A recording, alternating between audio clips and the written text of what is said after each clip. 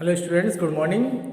आज हम लोग ट्रिग्नोमेट्रिक इक्वेशन टॉपिक ले रहे हैं और इसमें हम लोग देखेंगे ट्रिग्नोमेट्रिक इक्वेशन का क्या कॉन्सेप्ट है और क्यों इसका यूज है, वो सारी चीज़ें हम लोग यहाँ पे आज पढ़ेंगे। ट्रिग्नोमेट्रिक इक्वेशन आया क्यों, उसका एक रीजन है। जैसे लेट कर लो, आपके पास sine theta is equal to 1/2 है। अब आपने देखा होगा क्लास 10th में sine theta is equal to 1/2, तो आपको सिखाया गया होगा कि 1/2 कब होता है, साइन π/6 पे होता है। तो थीटा इज इक्वल टू आपका क्या होगा, साइन साइन कोलैप्स होकर के आंसर आ गया π/6। अब क्वेश्चन ही उठा कर π/6 आया तो ये हमारे पास और कौन कौन से वैल्यू पे 1/2 मेरा निकल सकता है, क्योंकि आप जानते हैं टी रेशियो जो होते हैं, अगर मैं इसका प्रिंसिपल ब्रांच देखो इस थीटा का 0 से लेकर के 2π, 0 से लेकर 360, तो इसके दो वैल्यू मिलेंगे। एक तो आपका फर्स्ट क्वाड्रेंट में 1/2 और एक आपका सेकंड क्वाड्रेंट में 1/2 बनेगा। ऐसे मेरा रिपीट होते रहेंगे। मैं बोलूँगी इसके 10 वैल्यू बताओ आप। थीटा इज इक्वल टू π/6 आपने तो एक ही वैल्यू दिया, 10 वैल्यू ऐसे बताओ जिन पर साइन की वैल्यू उस वैल्यू पर 1/2 बनाता हो। अब हमारे सामने बड़ी प्रॉब्लम आ गई कि अब कैसे 10 वैल्यू बनाएंगे। सोचेंगे चलो सेकंड क्वाड्रेंट में बन रहा है, एक सेकंड का बन गया, फिर ऐसे सोचेंगे थर्ड में आया, फोर्थ में आया, फिर चलो फिफ्थ में आएगा, अब सिक्स में आएगा। मतलब हमारे 4 क्वाड्रेंट होता है, तो इसको जैसे हम लोग इसको रोटेट कराएंगे, ये कंप्लीट हमारे पास ये कंप्लीट हो गया, ये एक राउंड ये कंप्लीट हो गया 360, ये एंटी क्लॉकवाइज ऐसे चलता है, और फिर आपका ऐसे आएगा दूसरा राउंड कंप्लीट, तीसरा राउंड कंप्लीट। इस तरीके से हम देखेंगे कहाँ कहाँ पर ये पॉजिटिव होता है, तो इस तरह से देखेंगे तो कन्फ्यूजन भी हो जाएगा। तो इसके लिए फॉर्मूला बनाया गया आपका कि जनरल फॉर्म, हम उस फार्मूले से अगर हम लोग सॉल्व करेंगे तो जल्दी से मेरा आ जाएगा। लेकिन उससे पहले हमें ये जानना होगा, शायद आप लोगों ने पढ़ लिया कि क्वाड्रेंट सिस्टम है आपका, यहाँ थीटा होगा, यहाँ π-θ, यहाँ π+θ, और यहाँ 2π-θ, और A, S, T और C, ये आप लोगों ने पढ़ लिया होगा। A का मतलब ऑल पॉजिटिव, S का मतलब साइन और कोसेक पॉजिटिव, T का मतलब टैन और कॉट पॉजिटिव, और C मतलब cos and sec positive. First, second, third, fourth, ये 4 क्वाड्रेंट है। इसके बाद फिर रिपीट होगा। अब क्वेश्चन यहाँ उठा है, आप बहुत सारे स्टूडेंट से सोचेंगे कि भैया π/2 का यूज क्यों नहीं किया गया। सेकेंड क्वाड्रेंट में तो हमारा π/2 + θ भी होता है, यहाँ π/2 - θ होता है, यहाँ 3π/2 - θ होता है, यहाँ पर 3π/2 + θ होता है। तो π/2 3π/2 का यूज क्यों नहीं किया गया। आप लोग जानते हैं sine π/2 - θ is equal to cos theta हो जाता है, यानी कि वहाँ टी रेशियो चेंज हो जाता है। π/2 और 3π/2 में टी रेशियो चेंज हो जाएगा, और जब टी रेशियो चेंज हो जाएगा तो ये वैल्यू निकालना हमारे लिए काफ़ी कॉम्प्लेक्स हो जाएगा। इसलिए हम लोग क्या काम करेंगे, पाई और 2π का यूज करेंगे। पाई और 2π में हमारा टी रेशियो चेंज नहीं होगा। अब जैसे साइन थीटा की वैल्यू 1/2 है, तो आपने लिख दिया साइन π/6, तो आंसर आ गया आपका थीटा इज इक्वल टू π/6। तो इस तरीके से अब देख लेंगे हम लोग कि साइन की वैल्यू पॉजिटिव कौन कौन से क्वाड्रेंट में होगा। एक तो फर्स्ट क्वाड्रेंट और एक सेकंड क्वाड्रेंट। जो सेकंड क्वाड्रेंट है उसमें आपका होता है π-θ, जिसको आप लिख सकते हो π - π/6, जो कि आपका हो गया π/6 और 5π/6। अगर आपने थीटा की वैल्यू 0 से लेकर 2π के बीच में निकाला, तो ऐसे कंडीशन को हम लोग बोलते हैं principal value. Principal value. General solution क्या होता है, जनरल सोल्यूशन में 2 आंसर नहीं आएगा, बहुत सारे आंसर हमें मिलेंगे। यानी कि आपने तो 2 निकाला, मैं बोलूँ नहीं भैया आप जो है ऐसा करो, कम से कम 5-6 वैल्यू आप निकालो। अब 5-6 वैल्यू निकालने के लिए आपको क्या करना पड़ेगा, फिर ऐसे सोचना पड़ेगा। फर्स्ट में आया, सेकंड में आया, उसके बाद ये जब फोर्थ कंप्लीट कर लेगा एक राउंड, तो एक राउंड फिर यहाँ आ जाएगा, यानी कि 2π + θ, 2π + θ यानी कि 2π + π/6 पे आ जाएगा, यानी 13π/6 आ जाएगा। फिर आप सोचोगे ऐसा करते एक हमारा फिर यहाँ पे आ जाएगा, यानी यहाँ पे हमारे पास 2π + θ कंप्लीट हो गया। अब इस तरह से हमारे पास क्या होगा, और क्वाड्रेंट मिलते जा रहे हैं। सेकेंड मतलब एक राउंड कंप्लीट हुआ, राउंड कंप्लीट होने के बाद में फिर हम लोग इसमें आएंगे, फिर इसमें आएंगे, फिर थोड़ी देर के बाद फिर जो एक राउंड कंप्लीट होगा फिर इसमें रिवर्स होगा।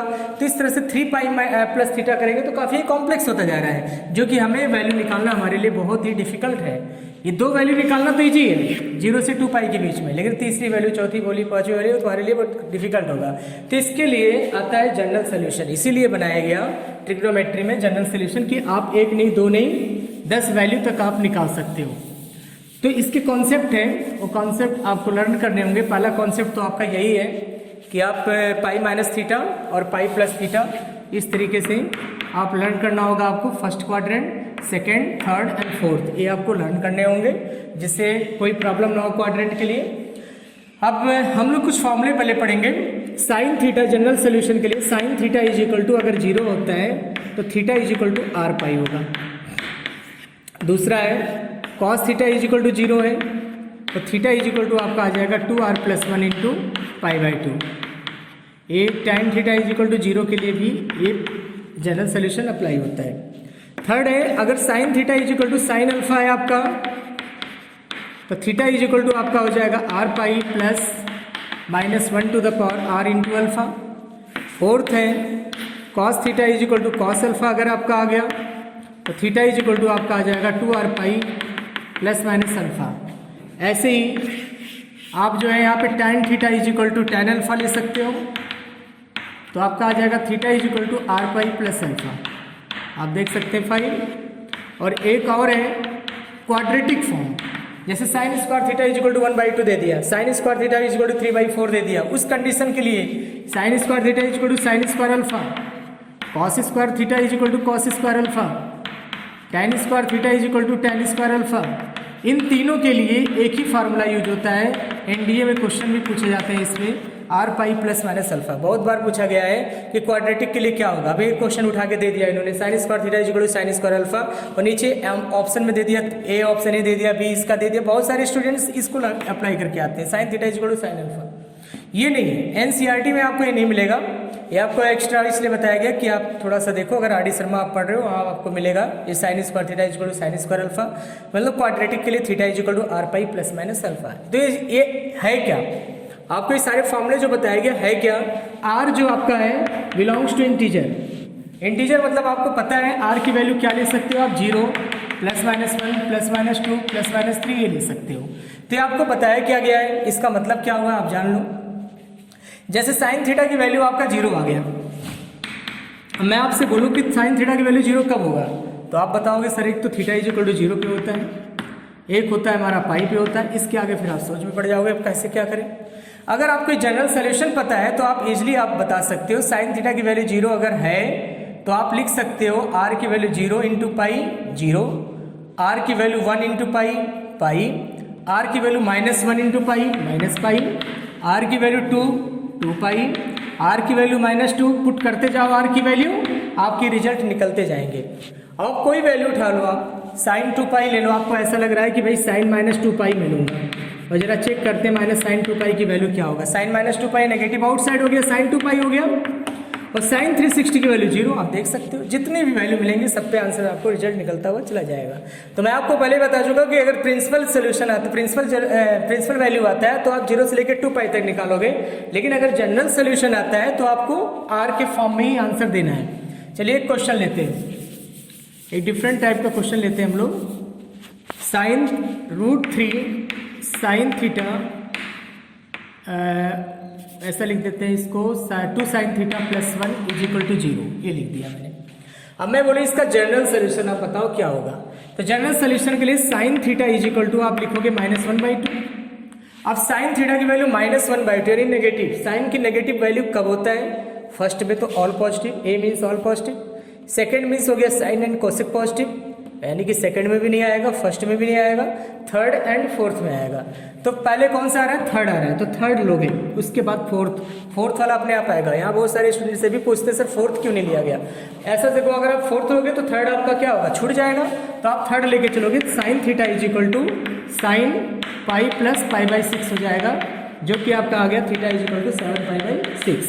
अब इसके बाद आप जो है यहाँ पे फार्मूला अप्लाई कर सकते हो, कौन सा, ये वाला formula, theta is equal to r pi plus -1 power r into alpha की जगह पे 7 पाई/6। इस तरह से आपका ये आ गया। और भी बहुत सारे क्वेश्चन है इस पर जो कि हम लोग पढ़ेंगे, तो नेक्स्ट कल देखेंगे। Thank you.